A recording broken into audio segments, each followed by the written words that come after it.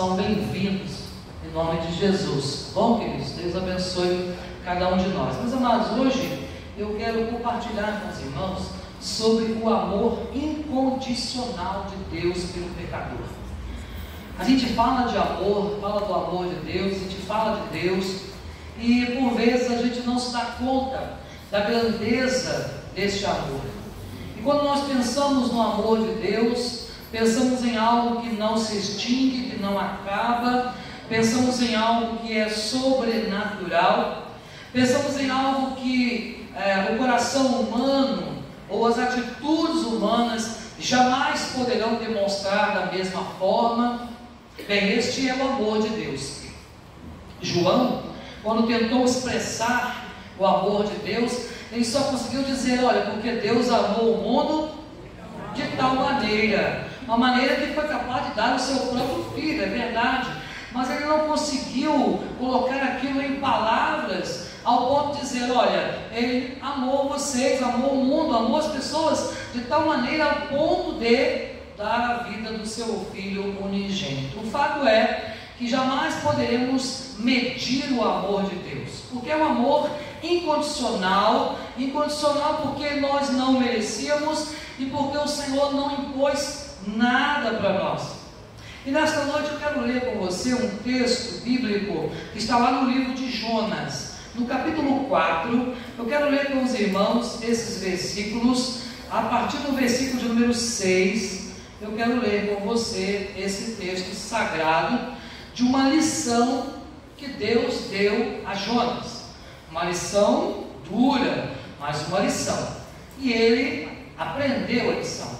Então diz o texto, Jonas capítulo 4, versículo 6 em diante, até o 11. Então fez o Senhor Deus nascer uma planta, que subiu por cima de Jonas, para que fizesse sombra sobre a sua cabeça, a fim de o livrar do seu desconforto. Jonas, pois, se alegrou em extremo por causa da planta. Mas Deus, no dia seguinte, ao subir da alva, enviou um verme, o qual feriu a planta, e esta se secou. Em nascendo o sol, Deus mandou um vento calmoso oriental. O sol bateu na cabeça de Jonas, de maneira que desfalecia, pelo que pediu para si a morte, dizendo, melhor me é morrer do que viver. Então perguntou Deus a Jonas, é razoável essa tua ira por causa de uma planta? Ele respondeu, é razoável a minha ira até a morte. Tornou o Senhor, tens compaixão da planta que não te custou trabalho, a qual não fizeste crescer, que numa noite nasceu e numa noite pereceu. E não hei eu de ter compaixão da grande cidade de Nínive, em que há mais de 120 mil pessoas, que não sabem discernir entre a mão direita e a mão esquerda, e também muitos animais? Não sei não, mas se nós ouvíssemos uma palavra dessa de Deus, a gente ia querer fazer igual a avestruz. Dizem que o avestruz enfia a cabeça no chão. Nunca vi isso em desenho animado, quando eu era criança. Mas se faz ou não, não importa. O importante é saber que Deus aqui traz uma lição para Jonas, uma lição assim muito importante. E eu quero um pouquinho lembrar essa história primeiramente de Jonas, que você conhece bem, desde que você estava lá na EBD, não é? Mas aqueles que porventura já chegaram a Cristo por agora, talvez só conheceram a história de Jonas de ouvir falar algumas partes. Mas eu quero lembrar que Jonas era um servo do Senhor, Jonas era um profeta do Senhor. Em algum momento da história, Deus mandou que Jonas fosse até Nínive, uma grande cidade. Certo que a cidade tinha mais de 120 mil pessoas. É claro que se você fosse comparar hoje, não seria mais uma cidade tão grande assim. Haja vista, por exemplo, Campos é uma cidade relativamente grande, com mais de 500 mil habitantes, segundo a última estatística. O fato é que nós temos aqui uma cidade com mais de 120 mil pessoas, fora animais, fora os transeuntes, os visitantes, aqueles que passam pela cidade, e Deus estava desgostoso daquela cidade. Era um povo de dura serviço, era um povo que estava fazendo o que era mal aos olhos do Senhor. Então, nesse pano de fundo histórico entra Jonas, e Jonas diz para ele: olha, eu quero que você vá. Deus diz para Jonas: quero que você vá e você vai pregar arrependimento para aquele povo.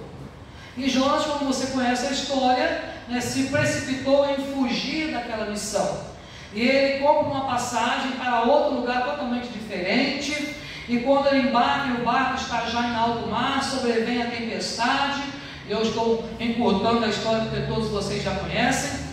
E diante daquela tempestade, então as pessoas começam a perguntar o que estava acontecendo. E Jonas não teve jeito, de se esconder, dizendo: olha, a culpa é minha, eu estou fora da vontade do meu Deus, e por isso está acontecendo tudo isso com vocês. Mas não tem problema não, é só você me lançar no mar que a coisa vai acalmar. Bom, assim foi feito, e Jonas foi jogado ao mar. É claro que diz o texto que foi feito bonança naqueles homens ali, e agora aquele grande peixe engole Jonas. E Jonas vai parar lá no ventre daquele peixe, mas o peixe não se contentou em andar em águas rasas. Diz a Bíblia que ele estava na profundeza, lá, num lugar totalmente obscuro, num lugar onde você não ouviria nada, ainda mais no ventre de um grande peixe. Bem, alguns milagres aqui a gente pode verificar. Por exemplo, por que o ácido estomacal daquele peixe, que não sabemos qual era, por que não dissolveu Jonas? Por que aquele peixe ele obedeceu ao mandato do Senhor e mergulhou com Jonas lá na profundeza? Bem, o fato é que de lá das profundezas Jonas se lembrou de Deus, e Deus se lembrou de Jonas. E então Deus manda com que aquele peixe, dá uma segunda ordem para o peixe, para que ele vá e possa regurgitar lá Jonas na praia. E para a surpresa dele, ele não estava mais onde ele estava, ele já estava no lugar que Deus queria que ele estivesse. Olha como é que é o amor de Deus por vidas, não só pela vida de Jonas, porque tirou ele daquela situação, mas também pela vida daquele povo, daquela grande cidade, dando oportunidade para que eles pudessem se arrepender dos seus pecados e crerem em Jesus como Senhor e Salvador. Então Jonas agora não vê outra solução a não ser obedecer. Não era mais um bom negócio para ele não fazer, não cumprir a ordem de Deus. E mesmo contrariado, Jonas vai, prega naquela cidade, e diz a Bíblia que Jonas pregou e aquele povo se arrependeu. E Jonas ficou muito chateado com Deus, muito aborrecido. E diz a Bíblia também no texto do livro de Jonas, que Jonas faz isso e ele vai para a montanha. E ele sobe lá e fica esperando começar a cair chuva de pedra, saraiva, fogo, para destruir aquela cidade. E aquilo não acontece, e Jonas então fica mais revoltado ainda. Mas diante daquele calor terrível daquela região, Deus faz uma sombra para ele. Deus coloca ali uma planta, e essa planta faz uma sombra gostosa, e de repente Jonas fica: opa, que maravilha, vou poder esperar a destruição de longe. Ele não era nada bobo, porque se Deus fosse destruir a cidade, pelo menos ele estaria bem distante. E ele fica lá aguardando, e o vento batendo ali calmoso, e ele relaxa, ele dorme, e ao amanhecer aquela planta estava morta. Deus envia um verme, e o verme obedece a Deus. Olha bem, preste muita atenção nisso. Um verme obedeceu a Deus e feriu aquela planta, e agora aquela planta morre, e agora Jonas quer morrer também, porque agora está calor demais. Sabe, a planta morreu, ai coitadinho desta planta. Imagina Jonas, eu fico imaginando Jonas lá chorando naquele lugar por causa daquela planta. E agora é a hora da missão de Deus. E Deus: Jonas, olha só, por que você está irado? Você está irado por isso? Estou irado até a morte. Melhor me é morrer do que viver. Morrer na minha plantinha de estimação. Olha, minha samambaia morreu. Imagina, você chega lá no seu jardim, aquela roseira bonita que você ama tanto, deu formiga carregadeira à noite, não tem uma folha nela. Você imagina? É para chorar, não é? É para chorar. Você fala assim: meu Deus, que formiga abençoada. Sabe, porque ela destrói uma noite. Sabe? E Jonas ali, agora, nesse embate com Deus. coração duro. Mas Deus começa a tratar a vida de Jonas, demonstrando algo que Jonas não conhecia ainda, que é o amor de Deus. É isso que eu quero falar com você nesta noite, sobre o amor incondicional de Deus. Nós vivemos, meus irmãos e irmãs, num mundo hoje, onde o amor muitas vezes ele é condicional e não incondicional. Isto é, o que eu posso ganhar se eu amar fulano ou beltrano? Como eu posso me beneficiar? Um amor condicionado às vezes em méritos ou em circunstâncias humanas. Se nós fôssemos receber o amor de Deus baseado em méritos humanos, em méritos nossos, em condições nossas, nós estaríamos perdidos, nós não sobreviveríamos, porque o nosso Deus não está preocupado com aquilo que eu posso oferecer para Ele, porque o amor de Deus é de verdade incondicional. E muitas vezes hoje em dia estamos vivendo um suposto amor, baseado naquilo que eu posso me beneficiar, baseado naquilo que eu posso lucrar talvez com aquela situação, e isso não é amor. A palavra de Deus nos revela que o amor divino, ele transcende qualquer condição e qualquer falha nossa, falha humana. E como nós falhamos, na verdade, e como nós erramos, e como nós somos reincidentes nos nossos pecados. Ou você consegue pecar um pecado novo a cada momento? Impossível isso. Somos reincidentes, nos arrependemos, e é verdade, nós nos arrependemos, mas nós voltamos a cometer os mesmos erros e justificamos, mas é porque eu sou pecador. Mas o apóstolo Paulo vai dizer: não useis a liberdade que você tem, que você recebeu do Senhor, para dar ocasião à carne. Os crentes lá de Roma, eles achavam assim: bom, se onde abundou o pecado, superabundou a graça, então eu vou pecar mais, para que a graça seja maior ainda. E aí Paulo diz: ei, você está equivocado, nada disso, de maneira nenhuma. Vocês que já foram libertos não podem voltar para a lama, porque uma vez, se pois o Filho vos libertar, verdadeiramente sereis livres. Então, meus irmãos e irmãs, vemos que o amor de Deus não tem a ver com o nosso pecado. O amor de Deus não tem a ver com os nossos lindos olhos azuis conforme os meus, mas tem a ver com Deus realmente abençoar cada um de nós, independentemente de tudo aquilo que nós somos ou podemos fazer. Deus nos ama. Deus não só nos amou no passado, mas Deus nos ama hoje. O amor de Deus tem feito com que nós possamos sentir a presença dEle na nossa vida. E eu quero então compartilhar um pouquinho sobre o amor incondicional de Deus. Primeiramente, falar um pouco sobre a natureza do amor de Deus. Já citei no início da nossa fala o texto de João 3,16. E aqui você vai encontrar que Deus amou o homem, amou o mundo de uma maneira especial. O Senhor nos mostra aqui o grande amor que Ele tem por cada um de nós. Deus ama o mundo e foi de uma maneira especial, capaz de demonstrar isso através da doação de um filho que Ele tinha único. Isto é a natureza do amor de Deus, o amor sacrificial, um amor desinteressado, um amor oferecido a todos os seres humanos. Como assim, pastor? O amor de Deus é oferecido a todos os seres humanos? Sim, a todos os seres humanos, para que ninguém pudesse alegar diante de Deus que ele não viu, que ele não recebeu. A Bíblia diz que diante do Senhor somos todos indesculpáveis.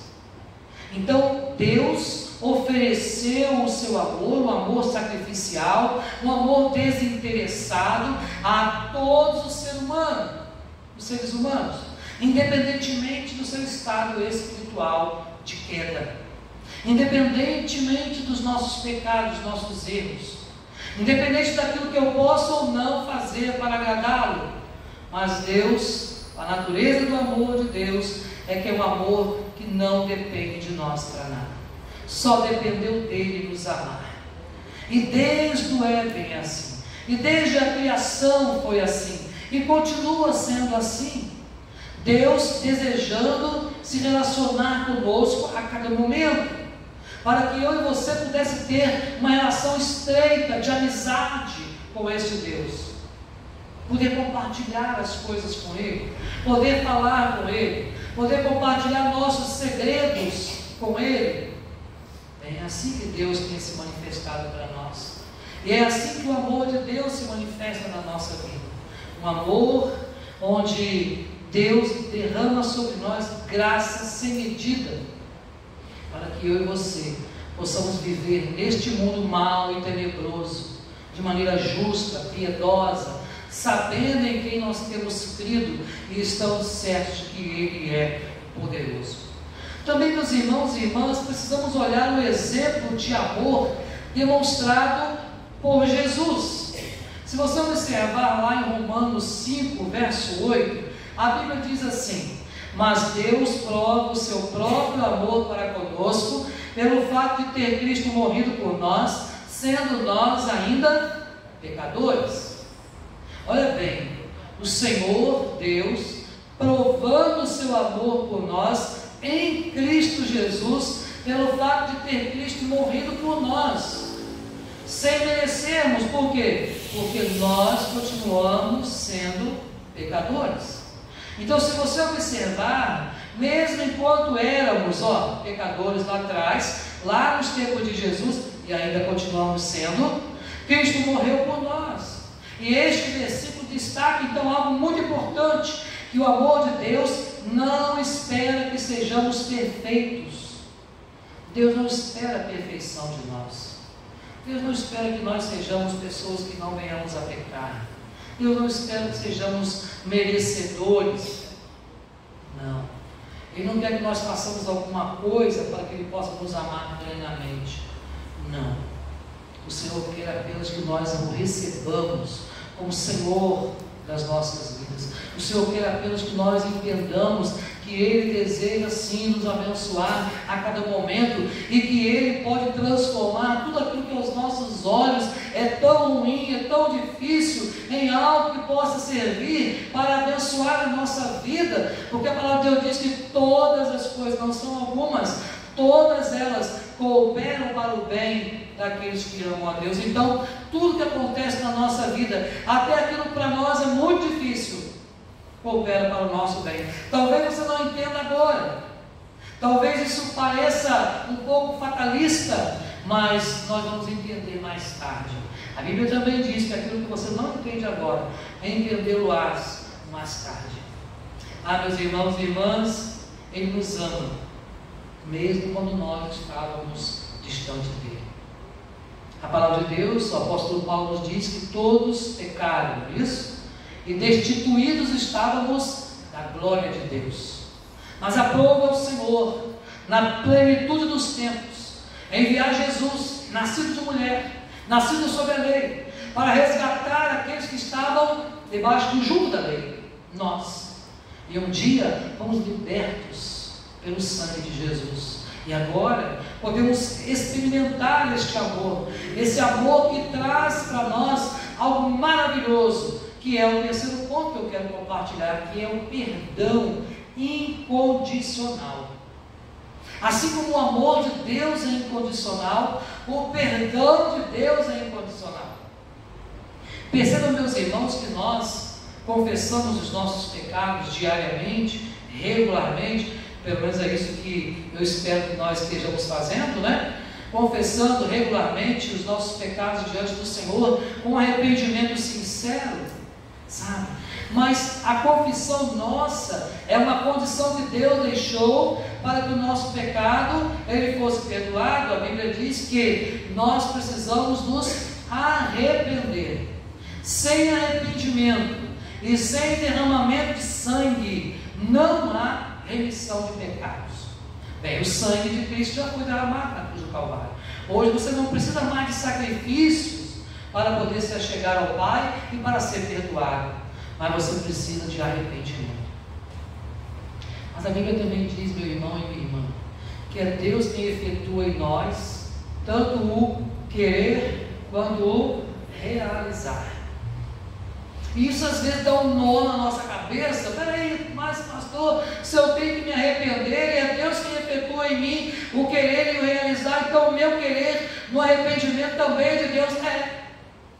É de Deus, porque o arrependimento é causado, é produzido pelo Espírito Santo dentro do nosso coração, isto é, na nossa mente.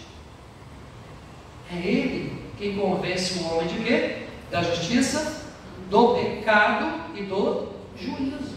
Então o Senhor nos faz, sabe? O Senhor faz o que com a nossa mente? Ele comprime, Ele faz assim, ó, esmaga ali a nossa mente um pouquinho, para você fazer, opa, eu tenho que me arrepender daquele pecado. Aquele que está oculto, Senhor, eu vou confessar o Senhor. Aquele que ninguém sabe, Senhor, eu vou confessar. Mas lembre-se, o perdão, ele não depende dessas coisas todas, porque ele é incondicional. Observe o texto de 1 João 1,9, muito conhecido. Se confessarmos os nossos pecados, Ele é fiel e justo para nos perdoar os pecados e nos purificar de toda injustiça. Observe que o texto aqui não coloca nenhuma condição a não ser o quê? Se nós confessarmos os nossos pecados, isto é, arrependimento. Você confessa com seus lábios, com seu coração, com a sua mente, e Ele vai perdoar. O Senhor não impôs nenhuma outra condição aqui. Deus não apenas nos ama incondicionalmente, mas também oferece perdão completo e restauração de todos os nossos temores. Nos oferece restauração para todos aqueles que se arrependerem verdadeiramente dos seus pecados.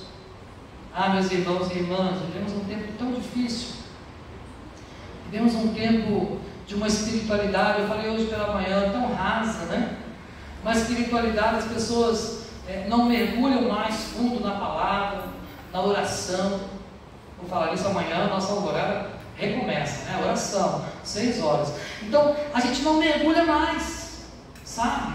A gente às vezes fica parado, tá bom, já sou crente, tá maravilhoso, ouço de vez em quando umas mensagens lá do Hernandes, lá na televisão, na internet, tá maravilhoso. Eu estou falando que é errado, porque as mensagens são boas, são bíblicas, são de Deus, mas às vezes estamos satisfeitos só com essas coisas. A gente não busca a Deus conforme deveríamos buscar. Meus irmãos e irmãs, a Bíblia diz que o tempo se aproxima, o dia se aproxima. Sabe, esse dia é o dia que nós vamos ao encontro do Senhor. E nós precisamos sim do perdão do nosso Deus. Precisamos sim colocar a nossa vida diante do altar do Senhor. Porque o amor de Deus por nós é um amor que transcende qualquer barreira humana. Mas o Senhor também nos fez, através deste amor, uma promessa de vida eterna. O Senhor deixou para mim e para você uma promessa de vida eterna. Observe Romanos 6, 23. Porque o salário do pecado é a morte, mas o dom gratuito de Deus é a vida eterna em Cristo Jesus, nosso Senhor. Vida eterna. O Senhor nos fez promessas de vida eterna por causa do amor dele por nós. O que acontece com muitas pessoas hoje em dia, irmãos e irmãs, é que não tem se sentido amado por Deus. Quando eu vejo uma pessoa, por exemplo, tirando a própria vida, um suicida, eu penso que essa pessoa ela não se sente amada, nem por Deus e nem por ninguém, sabe? E nós precisamos tanto de amor nos nossos dias, precisamos tanto demonstrar e sentir amor, porque o amor precisa ser uma via de mão dupla, não é verdade? Não é você só dar, mas é também receber.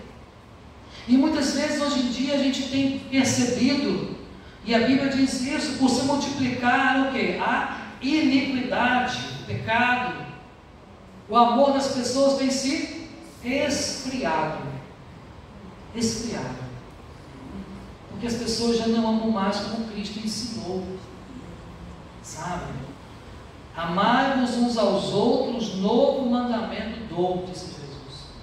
Então hoje em dia, o que tem acontecido é que temos nos esquecido deste amor, e por vezes nós nos esquecemos das promessas que Deus nos fez, e a principal delas é: olha, eu vou salvar você, eu vou dar para você vida eterna, eu vou escrever o seu nome no livro da vida, eu vou apagar as suas transgressões. A Bíblia nos diz que o castigo que nos traz a paz estava sobre ele, lá em Isaías, né? E pelas suas pisaduras nós fomos sarados. Ah, meus irmãos e irmãs, precisamos nos sentir amados por Deus, porque o amor, diz a palavra, ele lança fora o medo. Está lá em 1 João capítulo 4. Antes o perfeito amor lança fora o medo. Ora, o medo produz tormento. Logo, aquele que teme não é aperfeiçoado no amor, disse João. Então nós precisamos entender o amor de Deus, entender esse acolhimento de Deus na nossa vida, entender que o Senhor quer que nós o amemos também, assim como Ele nos amou primeiro. Ele nos amou primeiro. Então, meus irmãos, ao pensarmos no amor incondicional de Deus pelo pecador, isto é, você pode colocar o seu nome antes de estar pecador, não é? Você pode dizer o amor incondicional de Deus por mim, é isso? O amor incondicional de Deus por mim, porque eu sou pecador. O amor de Deus, esse amor é um amor sacrificial, é a natureza do amor de Deus. O exemplo demonstrado foi através de Jesus. O próprio Filho de Deus deu a vida dele por amor a nós, trazendo para nós então um perdão incondicional e nos deixando um legado, que é uma promessa de vida eterna. Todo aquele que crê será salvo. Quem não crê está condenado. Então o presente gratuito de Deus é vida eterna. O amor de Deus nos oferece não apenas perdão e reconciliação, mas também a esperança da vida eterna ao lado dele. Um dia eu e você iremos para lá. Será que você tem convicção disso? Essa é uma pergunta retórica, né? Que você responda para você mesmo e fala: Senhor, eu tenho essa convicção. E se ainda isso não aconteceu, que você possa falar para Deus também: Senhor, eu ainda não tenho essa convicção. Me dá essa certeza. Porque a Bíblia diz que o Espírito Santo de Deus, ele testifica com o meu Espírito, me garantindo, me afirmando que eu sou filho de Deus. Palavras do Pedro, do Marcelo, de qualquer outro irmão, não pode me garantir a minha salvação. Mas é o Espírito Santo que testifica aqui dentro, fala: ó, você é meu. Falou com você, você é minha, mulher, você é minha. Gracinha. É isso que Deus faz com a gente. Então nós precisamos desta convicção. E eu quero encerrar, meus irmãos, esta palavra, que diante deste amor incondicional de Deus, nós somos chamados a responder de três maneiras. Três maneiras. Primeiro, com gratidão. Gratidão no coração por esse amor maravilhoso.